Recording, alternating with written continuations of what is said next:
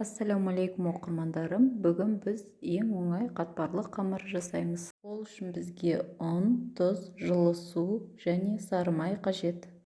Алдымен қамырымызды қолға жабыспайтындай қылып илейміз.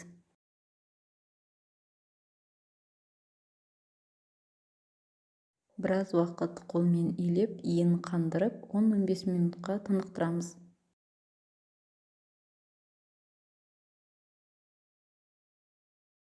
Содан кейін қамырымызды ыңғайлы болу үшін 2 бөлікке бөліп, жұқа етіп жаямыз.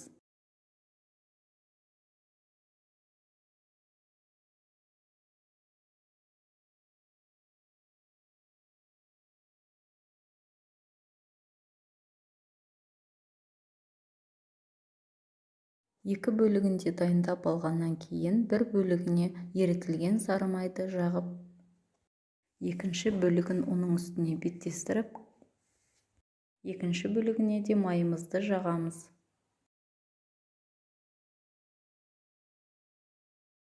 Қамырымызды бір шетінен бастап орап, мұздатқышқа 30 минутқа қоямыз. Осымен қатпарлы қамырымыз дайын, өте жылдам дайындалады. Және бұл қамырды самса, пирог, тәтті қаттамаларға қолдануға болады.